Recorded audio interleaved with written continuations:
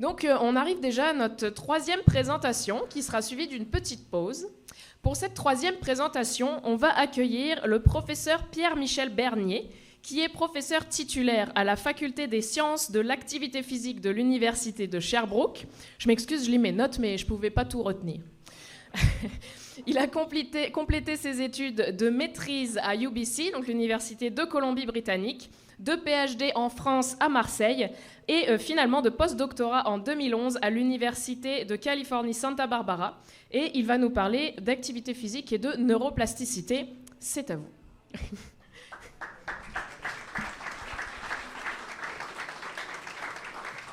Merci beaucoup. Je suis très heureux d'être ici. Donc, comme Zineb le disait, je vais vous parler d'activité physique, je vais vous parler de sport.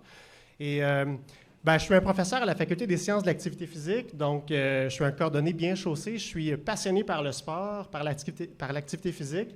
Et ce qui nous fascine au laboratoire, c'est la performance motrice humaine. Je vais regarder les Olympiques avec toute l'attention du monde pour être émerveillé par les athlètes qui vont produire des performances exceptionnelles. Ça m'arrive de payer très cher pour voir des athlètes professionnels produire des mouvements que je ne peux pas produire. Et vraiment, c'est ce qui nous intéresse au laboratoire. On est passionné par tenter de caractériser sur le plan neurophysiologique qu'est-ce qui supporte l'expertise sur le plan moteur. Et souvent, dans les congrès de contrôle moteur, la première diapo des présentateurs commence avec une personne qui fait un triple axel double boucle piqué ou toutes sortes d'habiletés exceptionnelles.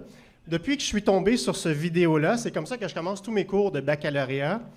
On peut peut-être présenter la vidéo si c'est possible. Si c'est impossible, je vous dis ce qui va arriver. Cette personne-là est en mesure de résoudre 3 cubes Rubik en moins de 5 minutes en les jonglant. Pour moi, c'est la quintessence de la performance sensorimotrice et de la coordination œil-main. Et ça nous donne le goût de comprendre qu'est-ce qui se passe dans le cerveau de cette personne-là. Et avouez que ça vous donne le goût de faire un doctorat en neurosciences. On a vraiment le goût de comprendre comment le cerveau s'y prend pour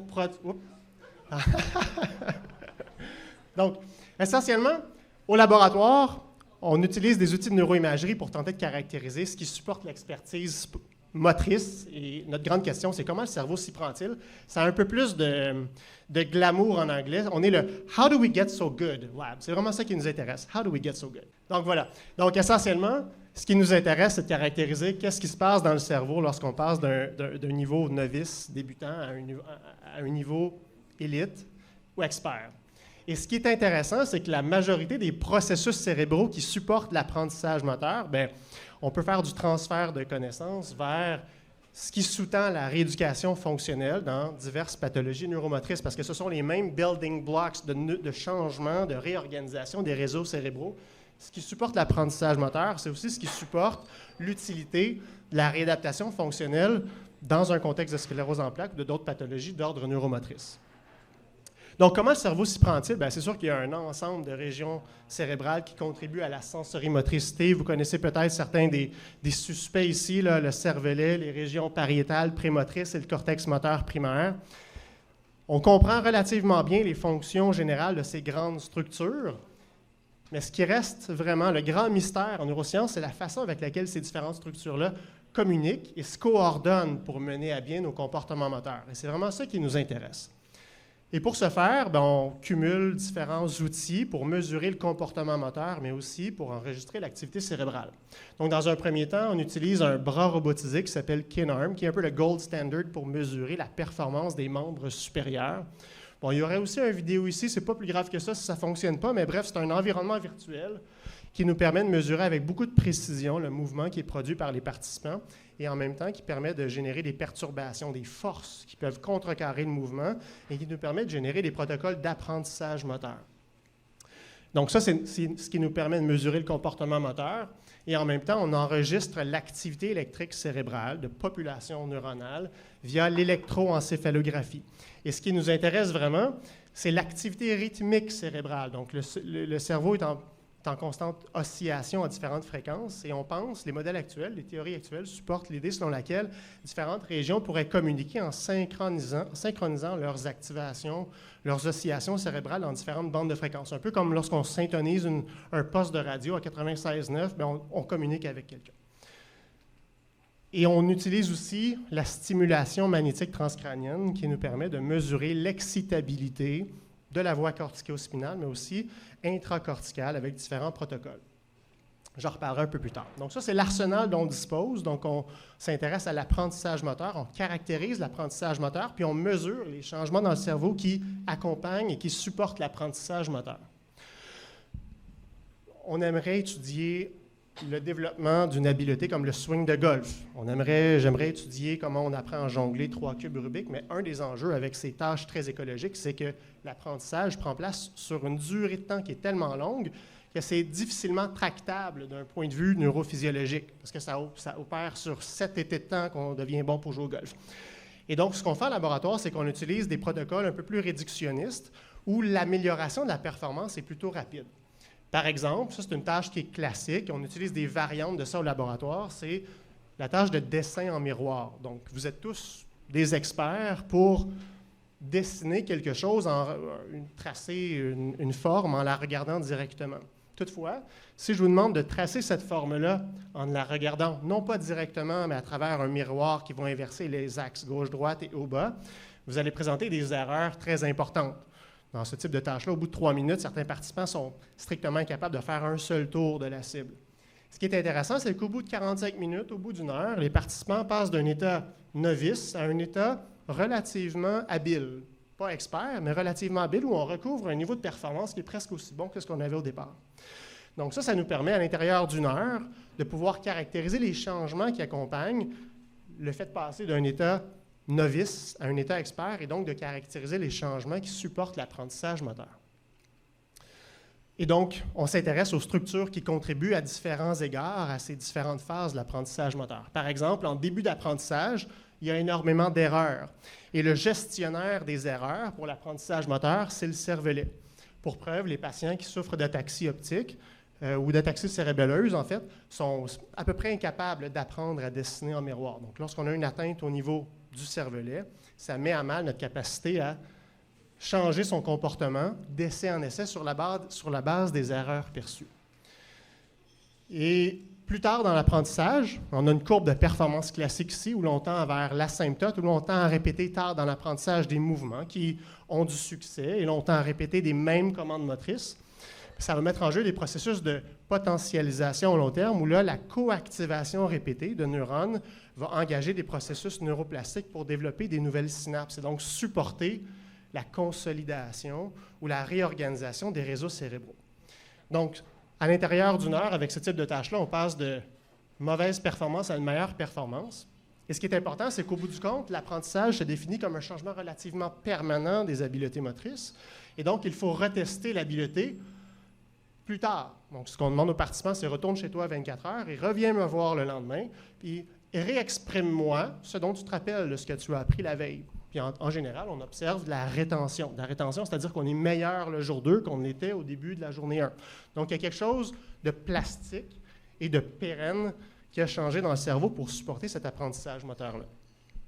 Et cette rétention-là, bien, elle est attribuable à un processus de consolidation. Là, il y a une forme de stabilisation de la mémoire ou de cette mémoire motrice-là résultant de l'activité, de la coactivation répétée des neurones qui ont été mis à profit ici au cours de l'apprentissage moteur, donc au cours de la fin de la période d'adaptation. Et donc, c'est vraiment ça qui nous intéresse. Et il y a des travaux qui montrent, donc, dans des contextes de sclérose en plaques, les capacités des patients soit à acquérir un nouveau comportement dans ce type de tâche-là, ou même la rétention. Et dans un type de tâche ici, bon, ce qui est souvent répertorié, il y a des travaux qui ont montré que d'un point de vue de contrôle moteur, ça c'est plutôt bien mis en évidence avec un KinArm, le robot que j'ai présenté précédemment. Donc, des patients qui souffrent de sclérose en plaques ont des trajectoires de mouvement qui sont plus variables que des patients contrôle. Donc, que des participants contrôlent. Donc, essentiellement, avec ce type de robot-là, on est en mesure d'objectiver la performance motrice avec beaucoup de précision, plus précisément que ce qu'on peut faire avec des outils cliniques, parce qu'on peut caractériser si le temps de réaction, le temps de mouvement, la variabilité à différents moments de la trajectoire, pour vraiment inférer sur est-ce que les processus de planification du mouvement sont mis à mal ou les processus de rétrocontrôle en cours d'exécution. Donc ça, c'est plutôt bien connu. Ce qui est moins bien connu, c'est est-ce que les patients atteints de sclérose en plaques sont en mesure de développer des nouvelles habiletés et de les consolider au même titre que les participants sains. Et cette étude montre, et donc, dans un contexte d'acquisition ici, où on investigue à peu près ce qui ressemble à du dessin en miroir, qu'il n'y a pas vraiment d'impact de la sclérose en plaques sur la capacité à acquérir un nouveau comportement au cours de la phase d'acquisition. Toutefois, si on demande aux patients de revenir 24 heures après, vous voyez que les patients atteints de sclérose en plaques montrent une moins bonne rétention de cette habileté motrice-là. Donc, on voit une différence ici entre les courbes rouges et bleues. Donc, les patients qui sont atteints de sclérose en plaques ont moins bien consolidé l'habileté qu'ils avaient développée le jour 1. Donc, ça suggère qu'il y a quelque chose en lien avec l'interaction entre la sclérose en plaques et la consolidation qui mérite d'être investigué davantage. Donc, ça, c'est un des éléments qui nous intéresse beaucoup. Puis, un autre élément, c'est vraiment comment on peut optimiser la rétention des mémoires motrices. Et parmi les éléments sur lesquels on travaille au laboratoire, bien, il y a la contribution, la valeur ajoutée de l'activité physique aiguë. Donc, une seule séance d'activité physique aérobie lorsque placée après une séance d'acquisition. On sait que l'activité physique aérobie va contribuer au relâchement de différents catécholamines, notamment de la noradrénaline, la dopamine, qui ont un impact important sur notamment la réorganisation des circuits cérébraux, la synaptogénèse, ainsi que des facteurs neurotrophiques, le Brain-Derived Neurotrophic Factor, entre autres, qui pourraient contribuer à la rétention des mémoires motrices. Donc ça, c'est un des éléments sur lesquels on travaille. Il y a quelques travaux qui ont commencé à regarder ça chez l'humain sain. Depuis une quinzaine d'années, on commence à s'intéresser à ça, la contribution, la valeur ajoutée de l'activité physique sur la consolidation. Donc, dans un type de travail, ici, on a demandé à des participants humains sains d'acquérir un nouveau comportement moteur, comme du dessin en miroir. Il y avait la moitié de la cohorte qui, à l'issue de cette séance d'acquisition-là, faisait de l'exercice à haute intensité, et l'autre moitié de la cohorte se reposait tout simplement. Puis on s'intéressait à est-ce que ça a un impact positif sur la rétention. Il n'y a pas de différence le jour 1. Au niveau de l'acquisition, il n'y a pas de différence. Bien que les courbes semblent différer, il n'y a pas de différence. Puis il ne pourrait pas en avoir parce que la manipulation d'exercice prend place seulement après, de toute façon. Donc, il n'y a pas de différence le jour 1. Mais ce qu'on voit, c'est qu'au niveau de la rétention, les gens qui ont fait de l'exercice ici sont en mesure de mieux se rappeler de ce qu'ils ont appris la veille que l'autre groupe. Donc, une seule séance d'activité physique aiguë, placée après l'acquisition, favorise la consolidation des mémoires motrices. Donc ça, c'est une opportunité qui est intéressante. Et c'est un des éléments sur lesquels on va s'intéresser au laboratoire et avec les gens de la SPE. Une des possibilités, c'est que l'activité physique puisse avoir une influence sur l'excitabilité cérébrale et notamment l'excitabilité de la voie cortico-spinale, ce qui est un facteur qui est clé pour la potentialisation à long terme et notamment la consolidation. Donc, on mesure ça avec la stimulation magnétique transcrânienne.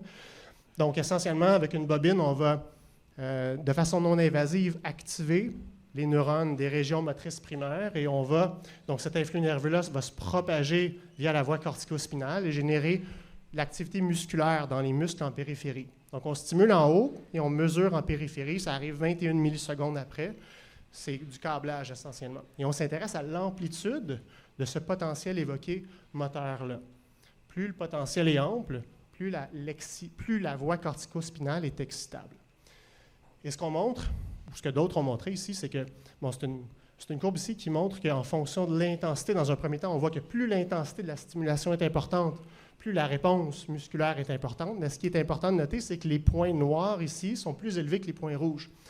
Donc, post-exercice en noir, l'excitabilité de la voie cortico-spinale est plus importante que pré-exercice. Donc, l'exercice augmente l'excitabilité du cerveau et en quelque sorte crée un environnement qui est plus favorable pour l'induction de changements neuroplastiques. Donc, rend plus efficace chacun des essais de pratique qu'on peut faire.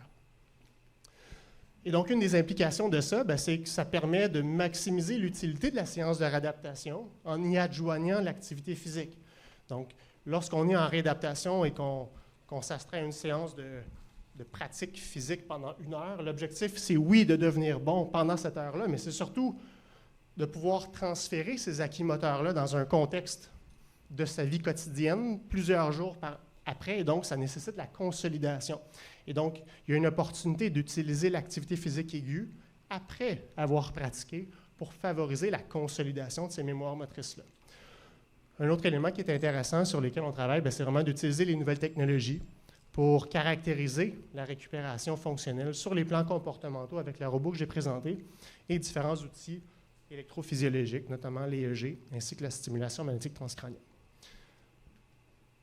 Donc, je vous remercie beaucoup. Je vous invite à dialoguer avec une excellente étudiante au doctorat, Eva Brison, qui est ici ce soir et qui incarne la collaboration avec l'ASPE. Je remercie René Samuel, qui organise la journée, avec qui on travaille sur ces projets de recherche-là. Merci beaucoup.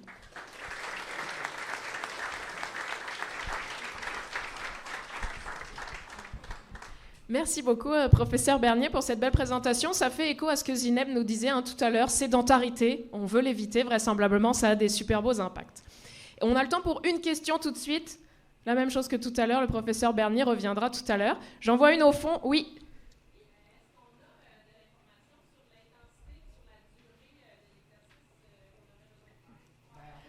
Je m'excuse, juste répéter la question. Oui, donc on me questionne effectivement sur les éléments que je soulevais ici, l'intensité, la durée, tout ça. Il s'avère que l'activité physique à haute intensité donne des meilleurs résultats. Donc, ces travaux-là ont été conduits à ce jour chez des humains sains. Donc, l'activité physique à haute intensité post-séance d'acquisition, on parle de 90 du VO2 max par intervalle. Là. Donc, ça peut être 20 minutes, 3 séances de 3 minutes à haut intervalle donnent des résultats plus intéressants. Mais l'activité physique modérée est pertinente aussi, notamment lorsqu'on la place avant. Donc, avant de produire un traitement sensorimoteur ou même cognitif, si on a fait de l'activité physique avant, ça a aussi des bénéfices. Mais là, pour ce qui est de l'exercice après, c'est haute intensité qui est à recommander. Merci beaucoup. Peut-être rapidement, quel sport vous recommanderiez alors? Ce qui a été, en fait, la nature du sport importe relativement peu. C'est l'intensité Donc, ce qui est fait actuellement, c'est ergocycle. Le course à pied est fait aussi. Ça peut être en piscine lorsqu'on est une population plus sensible. Mais c'est vraiment l'intensité qui dit. Certains travaux se sont intéressés à la nature de la tâche, mais ça ne change pas grand-chose. Merci beaucoup, professeur Bernier, pour cette super intéressante présentation. Puis on vous retrouve tout à l'heure. Il y a les petits escaliers en arrière.